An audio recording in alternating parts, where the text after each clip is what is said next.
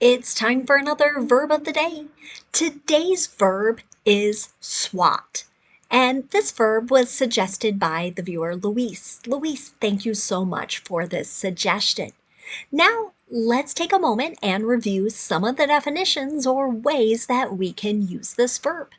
The first way you might encounter the verb swat might mean to hit or crush something with a sharp blow from a flat object.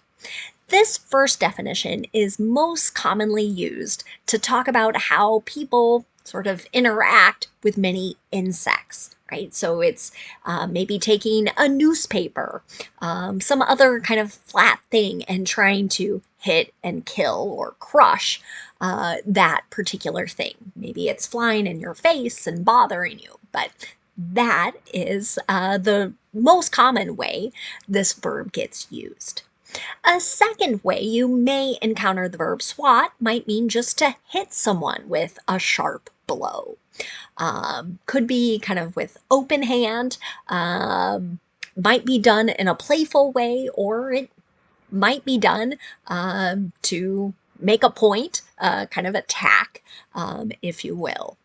A third way you might encounter the verb swat would be if you are a fan of baseball.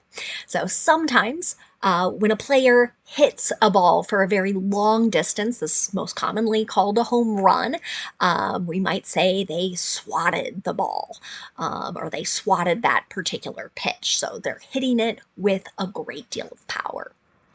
A fourth way you might encounter this verb swat can mean to make a false report of an ongoing serious crime in order to get law enforcement to respond.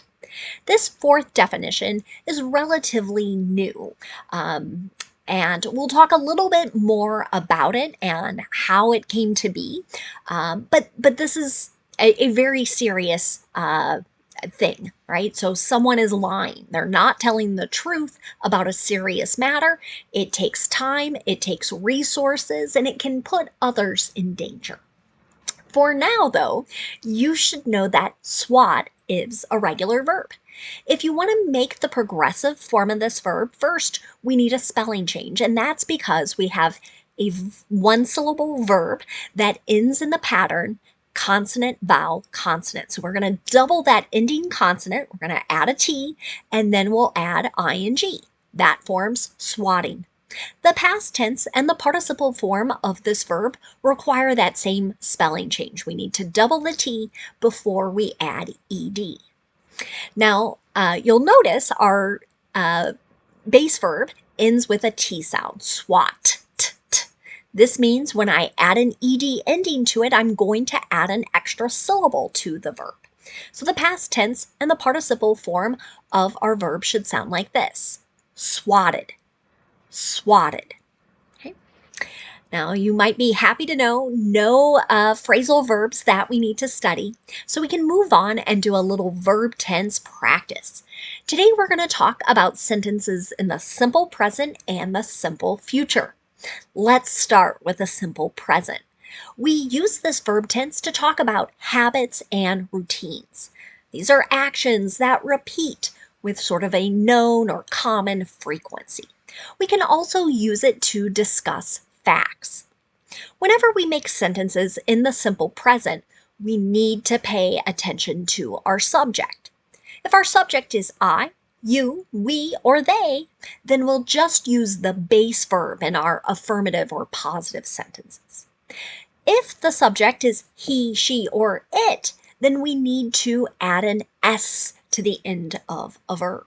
So, an example of a sentence in the simple present is: she swats any insect she sees because she is terrified of them. So some people have real fears or phobias of certain things, right? So here we're describing this habit or routine, right? Maybe someone doing this kind of motion, or maybe they're using some kind of thing, maybe a magazine, something else to crush or kill these insects. Now let's move on and talk about making negative simple present sentences. To do this, again, we pay attention to our subject. If our subject is I, you, we, or they, we'll use do not and then the base verb. But if the subject is he, she, or it, we'll use does not and then the base verb. You might also encounter the contraction, don't and then the base verb, or doesn't and then the base verb. Let's look at another example. They don't swat flies, they shoo them outside. So here maybe someone is concerned about their impact, and maybe they just don't like the idea of hurting another creature, right? So this is someone who's not trying to crush. They're trying to get them to move outside. Now let's look at making a yes or no question in the simple present. To do this, we start with do or does. Whatever form matches our subject, that subject comes next, then we'll use the base verb. Notice, I'm not adding an S to the end of the verb in either the negative or in my yes or no question. The only time I'm adding an S to the end of the verb is in the affirmative or in positive sentences when my subject is he, she, or it. Let's look at our last examples. Do you swat at yellow jackets? So here we might be asking for someone's habit or their routine. Many people would say this is a bad idea, this kind of hornet, that it just makes these creatures angrier and more likely to sting you rather than sort of ignoring them or trying to get away from them. Now let's move on and make some sentences in the simple future. Today we're going to focus on making sentences with will. Will is most commonly used as people make predictions, as they make offers or promises as well. People will also use it to discuss their plans.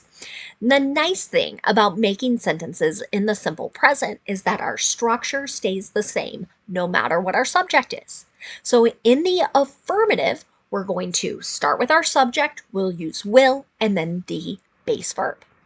Now, an example sentence might be, she will swat any insects because she is terrified of them.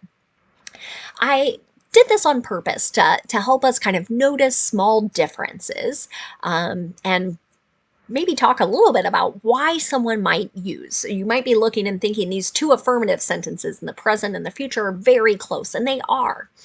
In the first one, though, again, we're discussing a habit or routine. In the simple future, I might be making a prediction as to what this person will do. Now, let's talk about making a negative sentence in the simple future. To do this, we'll start with our subject, we'll use will not, and then the base verb. The contraction for will not is W-O-N apostrophe T. It's pronounced won't with a long O sound. I know sometimes that can be confusing for people. Let's look at another example.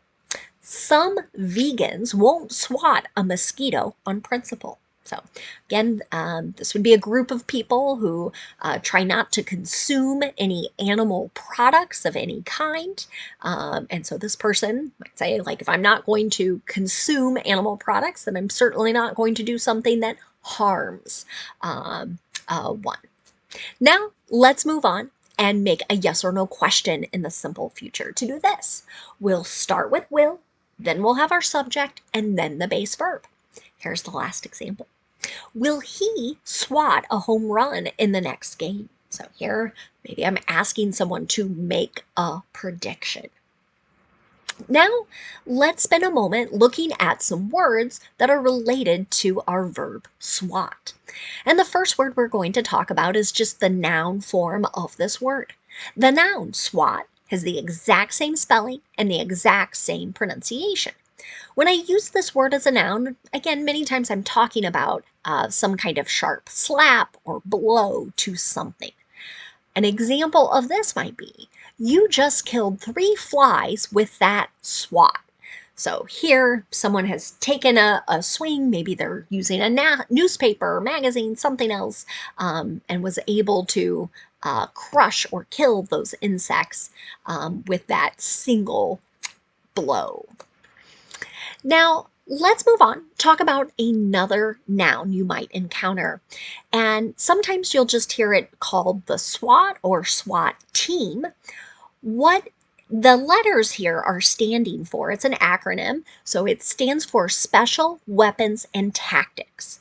And this is a segment or a group of law enforcement agencies that are trained and equipped to deal with and handle very dangerous and or violent situations.